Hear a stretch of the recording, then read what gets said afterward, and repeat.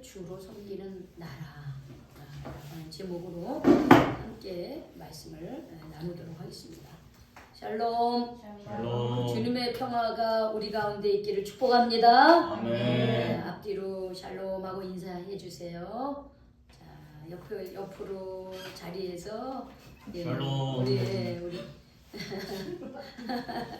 자, 우리 권사님 동현이하고 샬롬해. 샬롬. 그래요. 이제는 조금 더 익숙해집시다. 응? 샬롬. 우리 삶 가운데 주님의 평화가 우리 삶 전체에 있는 것은 축복입니다. 우리 어제 3.1절 106주년이었어요.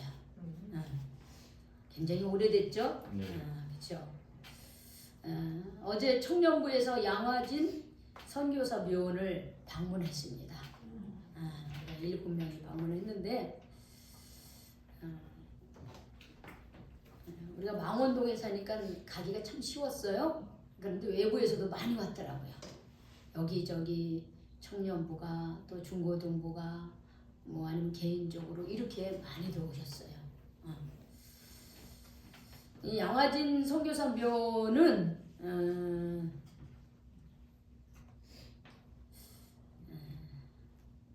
1890년도부터 시작을 했습니다. 어제 우리가 잠깐 했지만 양화진에 최초로 안정된 사람은 미국인 선교사 헤론입니다. 헤론 선교사님이셔요. 이분은 그 의료 선교로 왔어요. 의료 선교. 맨 처음에 의료 선교로 왔다가 고종의 주치의가 됩니다. 그래서 고종을 가장 측근해서 이렇게 치료를 해요. 그리고 또 제중원, 지금이 현대 세브란스이죠. 제중원에서 또 이렇게 의사로서 또 일을 하게 됩니다. 그런데 이분이 온 지 얼마 안 돼서요. 1890년에 7월 26일 전염성 이질로 사망을 합니다. 그러니까는 이제 그 미국 그 측에서 미국 공사가 우리 정부에 이 선교사들이 묻힐 그런 땅을 좀 부탁을 합니다. 그러니까는 우리 조선 정부가 이런 외국인들, 그리고 이 사람은 뭐 목사나 선교사를 떠나서 의사잖아요. 의사. 그런데 이 사람이 죽은 게 그 전염병 때문에 전염병을 치료하다가 전염병에 걸려서 죽고 마는 거예요.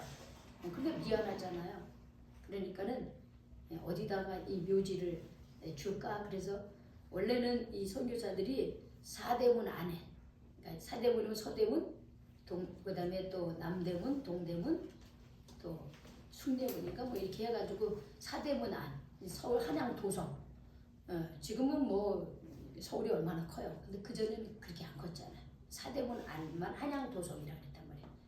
그 한양 도성 안에 좀 시신이 묻히기를 바랬는데 우리나라 사람들이 유교 문화권이 있잖아요. 그러니까는 외국인 사람들을 또 외국인 사람들 서양 귀신이라고 했단 말이에요.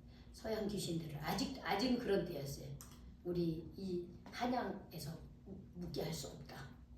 그래서 이제 어디다가 했냐면 여기 이쪽 양화진, 이렇게 한강 이렇게 접경 지역인 이 양화진에다가 이 선교사 묘지 땅을 줍니다. 그래서 이 헤론 선교사가 가장 먼저 1890년 7월 28일 날 지금 양화진에 그 선교사 우리가 어제 다 봤어요. 그렇죠?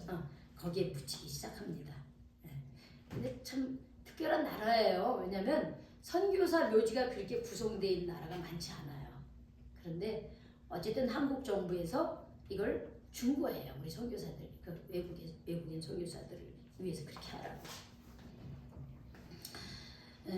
그 지금 거기에는 147명과 145명의 선교사와 그의 가족들이 거기에 지금 묻혀 있습니다. 어제 가보니까 이름 없는 아기들의 그 비석도 있고요. 이름이 있는 비석도 있고 온 가족이 7명이나 거기에 안장되어 있는 분들도 있고요. 굉장히 감동이 되더라고요. 어제. 그런데 이 헤론 선교사의 묘비에 이런 글이 쓰여 있었습니다. 그 뭐냐? 하나님의 아들이 나를 사랑하시고 나를 위하여 자신을 주셨다. 이런 묘비에 그렇게 써 있네요. 하나님의 아들이 나를 사랑하셔서 나를 위하여 자신을 주셨다라고 쓰여 있습니다. 그래서 우리가 약 2시간에 걸쳐서 양아진의 선교 역사와 선교사들을 참배하며 참 우리 모두 마음이 숙연했습니다. 다들 우리 동현이가 사진 좀 찍으라더니 사진 찍은 거 보니까 전부 다 이렇게 웃는 사람이 없어. 전부 다 마음을 아주 심각하게 이런 표정을 지으면서 그 안내해 주시는 그분의 이야기를 곰곰이 되새겨 보더라고요. 아마 나름대로 다 깨닫는 바들이야 다 이게 마음에 한 가지 다 남아 있었을 거예요. 그 중에 저는 뭐랄까 우리 마지막에 그 양아진 홀 가가지고 또 우리가 전시해 놓은 거 봤잖아요. 근데 제가 굉장히 감명 깊었던 게 뭐냐면 그 껌껌한 데서 시작하면서 그러면서 그 바다를 건넜잖아요. 바닷물을 건너는 거 저는 굉장히 인상적이었어요. 왜냐면 참 우리 나라하고 미국하고 이 태평양 있잖아요. 얼마나 길어요. 우리가 비행기 타고 가도요 17시간이에요. 비행기 타고 가도 17시간이 가요. 그러면은 그때는 비행기도 없어요. 그러면은 배를 타고 오면은 몇십일이 걸린 거예요. 그런데 바다가 얼마나 위험해요. 그런데 그 위험한 바다, 그 태평양을 건너서 대한민국이 어디에 있는지도 몰라. 그런데 하나님의 말씀을 전하기 위해서 하나님의 음성을 듣고 영향력을 받고 이 한국 땅에까지 왔다는 것은 정말 하나님의 은혜가 아니고는 설명할 길이 없습니다. 거기에 보면 요한복음 4장 22장 24절에 내가 진실로 너에게 이르노니 한 알의 밀알이 땅에 떨어져 죽지 아니하면 어떻게 돼요? 한 알 그대로 있고 죽으면 어떻게 해요? 많은 열매를 맺느니라. 이게 선교사들의 모토인 거예요. 선교사들. 우리가 지난주에도 우리가 성 이시도르 목장 갔을 때 그 신부님이 그렇죠. 우리 성혁이가 그 사진 딱 찍었더라고. 거기 보면 이 말씀 있잖아요. 한 알의 밀알이 땅에 떨어져 죽지 아니하면 그대로 한 알 그대지만 죽으면 많은 열매를 맺는 이런 마음으로 복음을 전한 거예요. 이 땅에 복음을 전하기 위해서 수많은 선교사들과 그의 가족들의 거룩한 희생과 헌신에 감사를 드립니다. 그러면 하나님은 왜 이토록 많은 이들의 죽음을 통해서 복음 전하기를 원하셨을까? 그것은 단 한 가지. 하나님은 우리를 뭐 하시기 때문입니까? 사랑하시기 때문이라고 하는 거예요. 하나님 우리를 사랑하시기 때문에.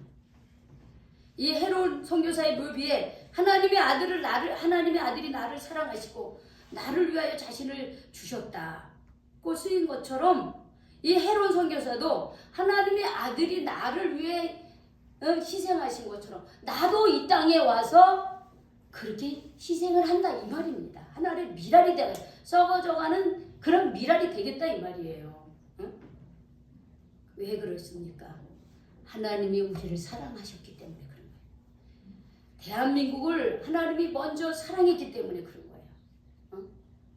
우리가 가가지고 여러 동영상들을 많이 봤잖아요. 사진도 보고 그때 100년 전 120년 전에 참 우리의 삶이라고 하는 것은 참 뭐라고 말할 게 없어요. 아까도 우리 권사님 차에 타고 오면서 그런 말씀을 하는 거예요. 간장하고 소금하고 밥만 있으면 된다고. 옛날에 그러고 살았다는 거예요. 그렇죠? 그것만 있으면 배불렀다는 거예요. 지금 그 얘기를 하면은 이해가 안 되죠. 그만큼 가난하고 어려웠었다는 거예요. 우리나라가.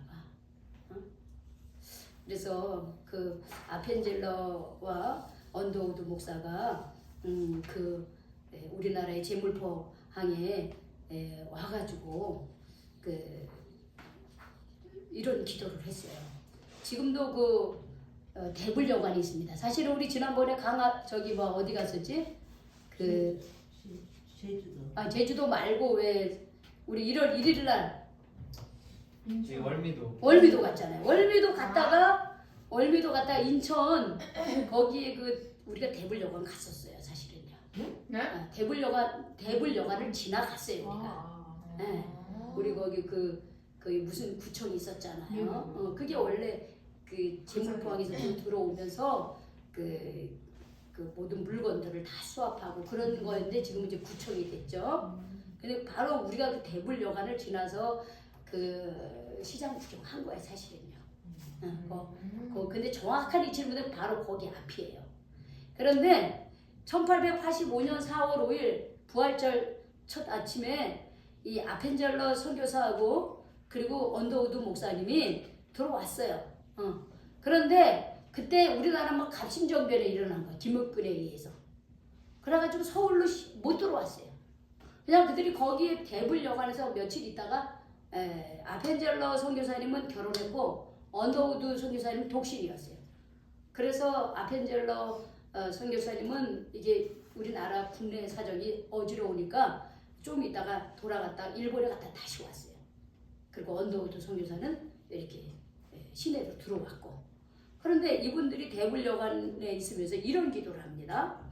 아펜젤러 선교사는 감리교 선교사고 언더우드 선교사님은 장로교 선교사님이에요.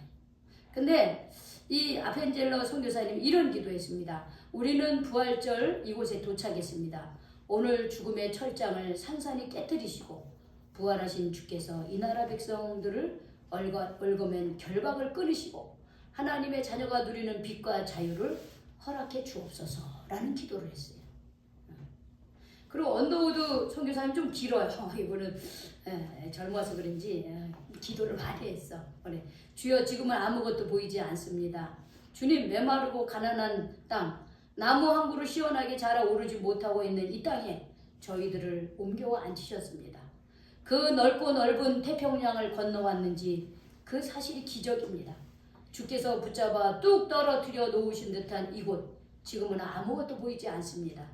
보이는 것은 고집스럽게 얼룩진 어둠뿐입니다. 어둠과 가난과 인습에 묶여있는 조선 사람뿐입니다. 그들은 왜 묶여있는지도 고통이라는 것도 모르고 있습니다. 의심부터 내고 화부터 냅니다. 조선 남자들의 속셈이 보이지를 않습니다.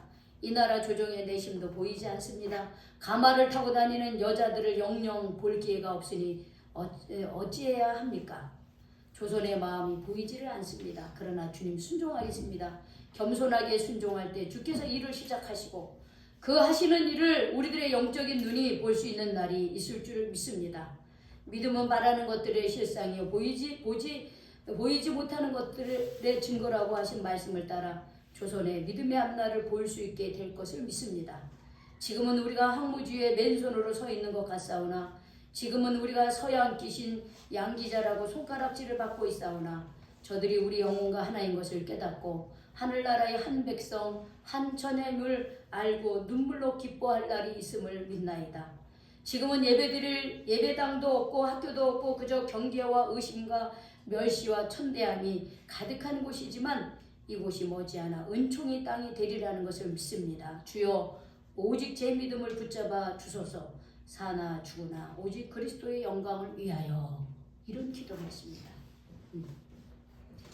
그러면서 이들이 또 와가지고 얼마나 고생을 많이 했어요. 아펜젤라 선교사님은 성경 번역하다가 저기 저 아랫역에 저 전라도 쪽에 가다가 배 타고서 그만 거기서 돌아가셨어요.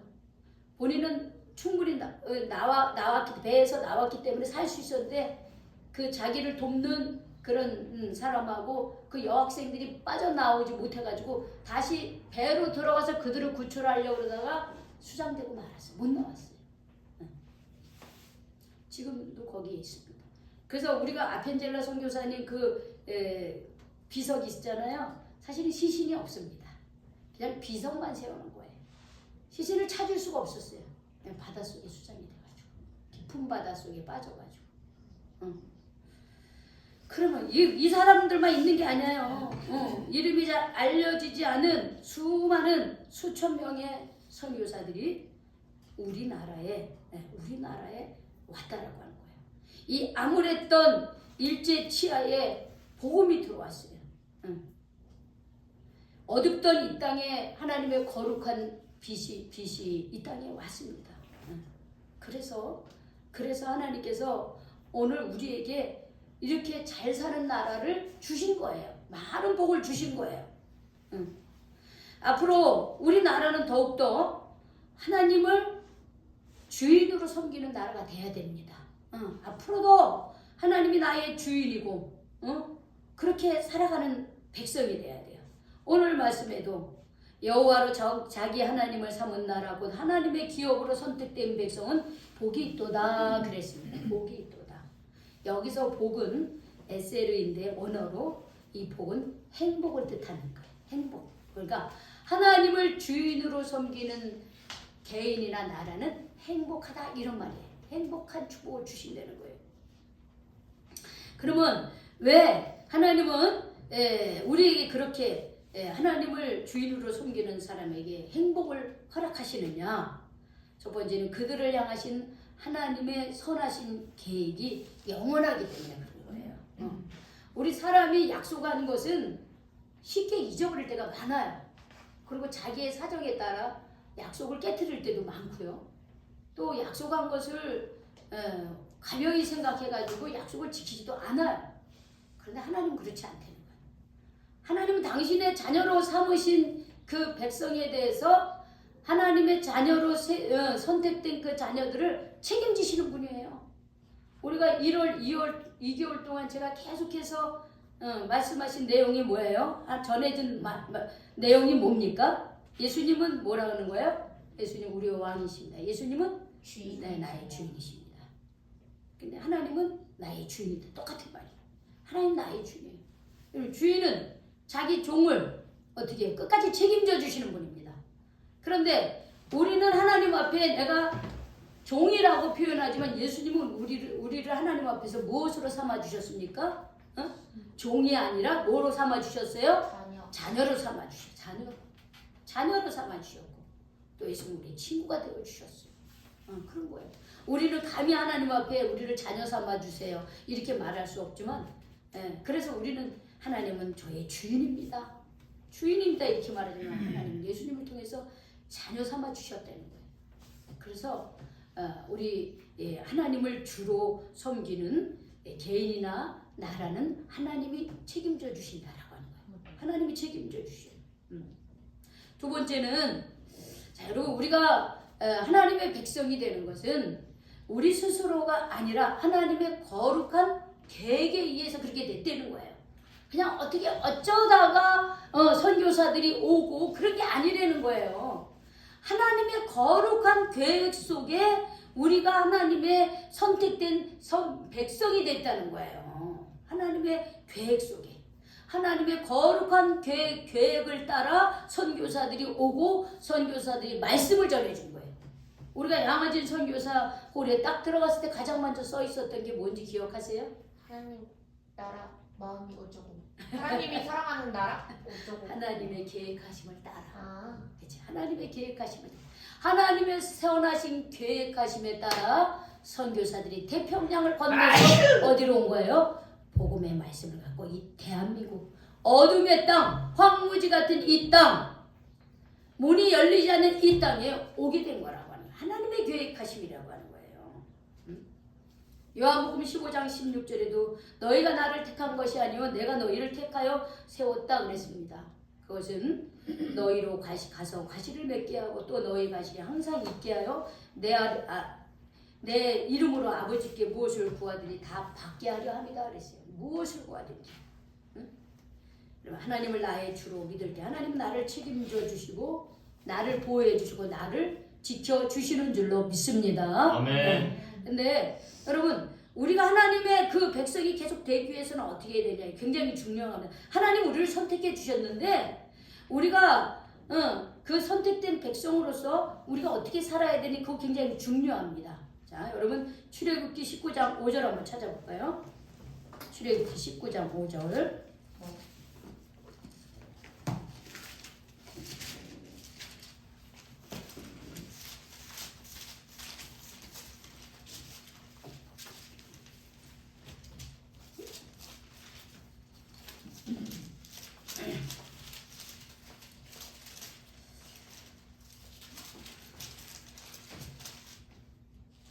출애굽기 19장 5절 우리 110쪽에 있습니다. 창세기 다음에 출애굽기죠.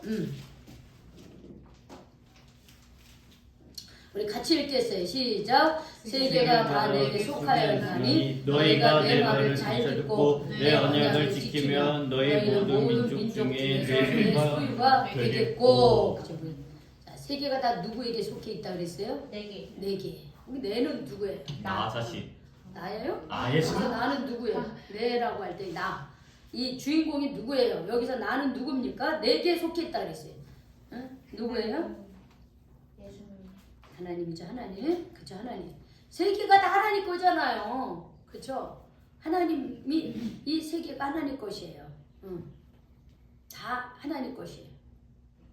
그런데 너희가 이 세상 속에서 너희가 여기 이스라엘을 말하는 거야. 너희가 내 말을 잘 듣고 내 언약을 지키면 너희는 민족 중에서 내 소유가 되겠고 그랬어요. 응? 내 소유가 된다 그랬어요. 내 언약을 지키면. 그리고 6절에 자 우리 같이 읽어보겠어요. 시작. 너희가 내게 대하여 제사장 나라가 되고 거룩한 백성이 되리라. 너는 이 말을 이스라엘 자손에게 전할 중이라. 여러분 너희가 내 말을 잘 듣고 내 언약을 지키면 너희는 열국 중에 내 소유가 된다 그랬어요. 내 소유가 된다 그랬어요. 너희가 내 말을 잘 듣고 내 계약을 지키면 너희가 민족 가운데서 가장 소중한 백성이 될 것이다. 이렇게 약속을 해주셨어요. 누가? 하나님. 하나님. 하나님. 누구에게? 우리. 우리에게 그렇게 해주신 거예요. 오늘 그러니까 여호와로 자기 하나님을 삼은 나라 여호와를. 근데 이 말씀이 조금 어려울 수 있어요. 그래서 제가 성경 우리말 성경으로 찾았는데 여호와를 자기 하나님으로 삼은 민족. 하나님께서 그분의 소유로 선택하신 백성들은 복이 있습니다. 이렇게 돼 있고요. 가톨릭 성경에는 조금 더 이해가 쉬워요. 행복하여라. 주님을 하나님으로 모시는 민족. 그분께서 당신 소유로 뽑으신 백성. 그 사람은 행복하여라. 더 쉽죠? 그러니까 주님을 나의 하나님으로 믿는 성도들. 주님을 나의 하나님으로 어떻게 해요? 믿는 민족. 그 민족. 그래서 그 민족은 하나님의 것이 되는 거예요. 하나님의 자녀가 되는 거예요. 하나님의 자녀가 된 사람들은 행복하다는 거예요. 왜? 하나님이 책임져 주시기 때문에 그런다는 거예요. 하나님이 지켜주시고 하나님이 인도해 주신다는 거예요. 그래서 하나님의 선택된 백성이 해야 될 것은 말씀을 통해서 우리에게 주는 하나님의 거룩한 뜻을 어떻게 해야 되는 거예요? 잘 지켜야 되는 거예요. 여기 그랬잖아요. 출애굽기 19장 5절. 이 세상이 다 내 거지만 너희가 나의 거룩한 백성이라면 내 말을 잘 듣고 내 언약을 잘 지켜라. 그러면 너는 나의 소유가 되는, 너는 나의 자녀가 된다는 거예요. 우리가 하나님의 자녀가 됐다라고 하는 것은 하나님의 뜻에 순종하며 그 말씀 가운데 산다고 약속을 하는 거예요. 그리고 그렇게 살려고 애를 쓰는 거예요. 그럴 때 우리는 하나님의 거룩한 백성이 되고 하나님의 소유가 되는 거예요.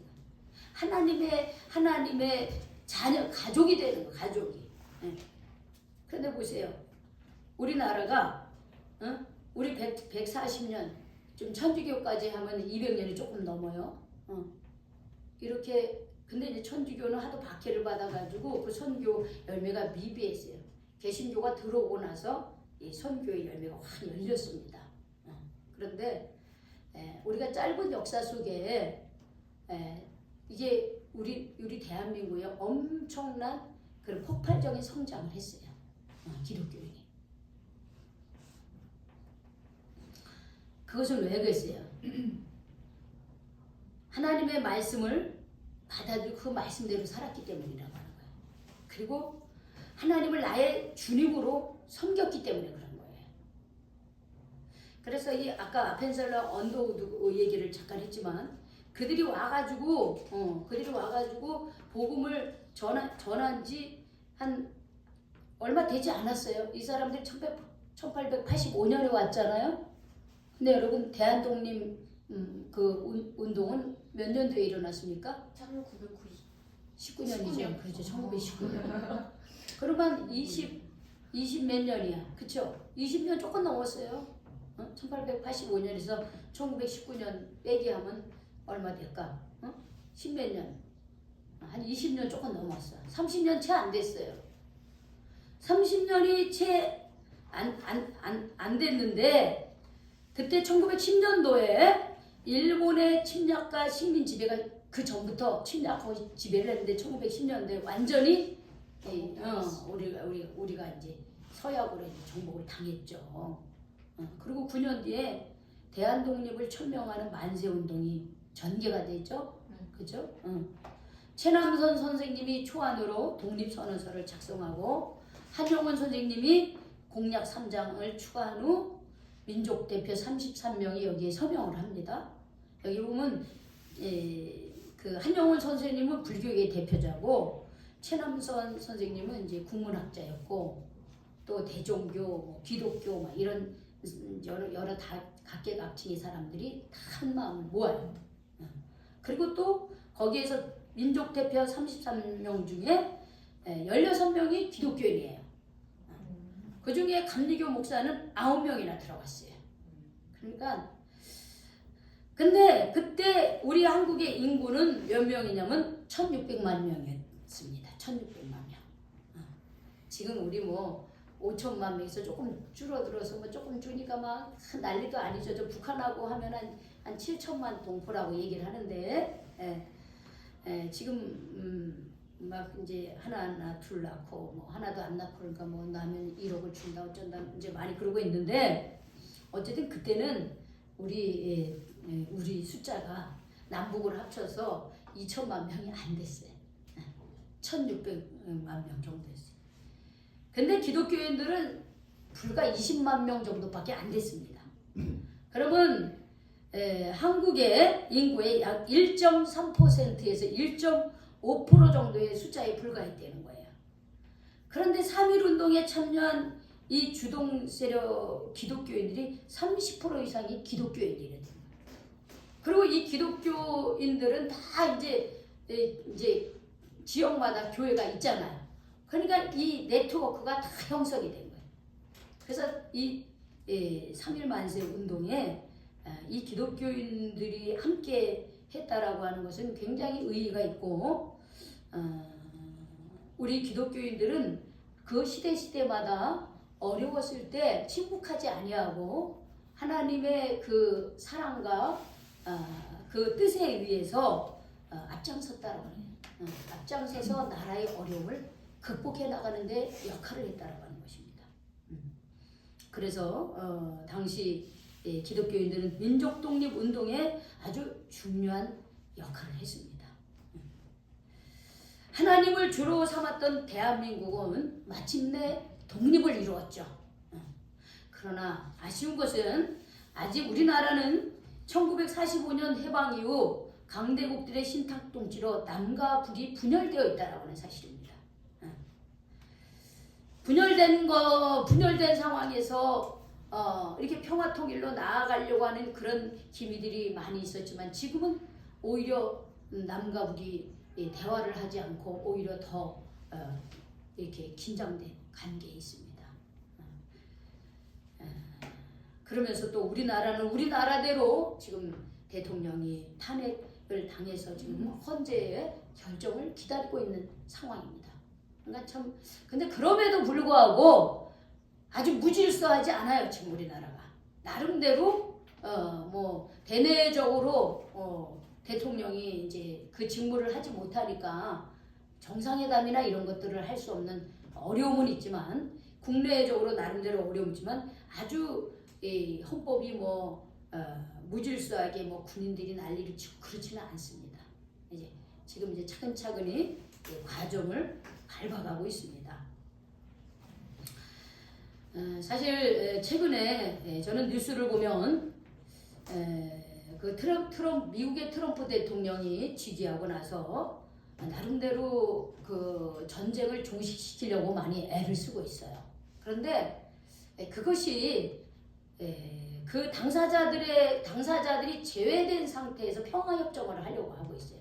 특히 최근에 러시아와 우크라이나의 관계 속에서 전쟁이 3년째 이어지면서 트럼프 대통령이 주관으로 하는 그런 평화협정을 맺으려고 하는데 완전히 우크라이나가 배제되고 있습니다. 우크라이나는 땅을 잃더라도 우리는 나토에 가입을 하겠다 이렇게 얘기를 하고 있고 젤렌스키는 자기가 대통령을 그만두더라도 나토에 가입하면 대통령직을 내려놓겠다 이렇게까지 하고 있지만 또 러시아는 그것을 받아들일 수 없습니다. 그런 관계 속에서 지금 이 정상회담을 하면서 우크라이나의 대통령 젤렌스키가 굉장히 무시를 많이 당하고 있어요.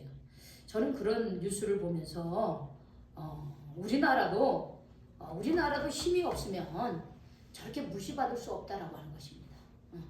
우리나라도 힘이 없으면 강대국들에 의해서 저렇게 희생을 당할 수도 있다는 것을 기억하게 됩니다. 왜 우리나라가 독립을 찾으면서 왜 남과 북이 갈라졌겠어요? 그거는 뭐냐면 미국과 소련이 우리나라가 이렇게 힘이 아직 없어가지고 이렇게 그 나라가 제대로 정부가 세워지지 않으니까 우리가 대신 좀 맡아서 잠깐 우리가 좀 다스려 주자 이거예요. 의도는 좋은 건지 모르지만 우리는 이미 상해에 임시정부가 있는 나라였습니다. 근데 그런 거 다 무시를 했잖아요. 그러면 우리가 힘이 없었기 때문에 그런 거예요. 우리가 힘이 없었기 때문에 우리나라가. 그러나 우리가 희망을 갖는 것은 하나님을 주로 섬기는 나라는 하나님이 책임져 주신다는 거예요.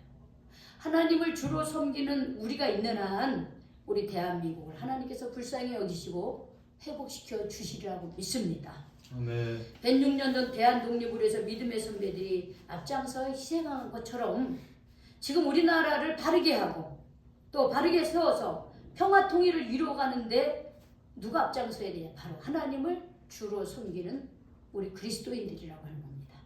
우리 그리스도인이 하나님을 주로 섬기며 바로 서서 정말 이 나라를 하나님께서 다시 세워주시길 기도합시다. 이 나라가 다시 남과 북이 저 휴전선 저거 무너지고 남과 북이 자유로이 한민족이 되는 그날이 이루어질 때까지 우리가 하나님을 주로 섬기면서 믿음 안에 살아가는 그래서 이 나라를 위해서 애쓰고 수고하는 그런 3일 정신을 이어가는 그런 그리스도인들이 되시기를 주의 이름으로 축원합니다. 아멘. 기도하겠습니다. 하나님 감사합니다. 하나님을 주로 섬기는 나라는 하나님이 복 주시고 하나님이 행복하게 해주신다고 했습니다. 하나님 저희들 하나님을 주로 섬기는 나라가 되어서 지금 인구의 4분의 1이 하나님을 믿고 섬기고 그러면서 여기까지 왔는데 하나님 지금은 나라도 이태롭고 남북의 분단이 점점 고착화돼 가고 있습니다. 바라기는 그러나 여전히 하나님을 믿는 저희들이 있는 한 하나님께서 소수의 의인을 통해서 하나님의 나라를 이루어 가시는 줄로 믿습니다. 우리나라 지금 정치적인 위기가 있지만 주님 이 모든 것들이 이제는 다시 질서가 잡혀지고 회복이 되어서 주님 우리나라의 정부가 제대로 세워질 수 있도록 인도하여 주시옵소서. 또한 남과 북이 정말 그리스도의 사랑으로 대화와 소통을 통해서 이 분단된 우리 대한민국이 다시금 하나가 될 수 있도록 또 그런 지도자가 세워질 수 있도록 또 그런 일을 할 수 있도록 저희들이 함께 기도하며 깨워서 하나님을 구주로 섬기며 살아가는 저희들이 될 수 있도록 인도하여 주시옵소서. 예수님의 이름으로 기도 올리옵나이다. 아멘.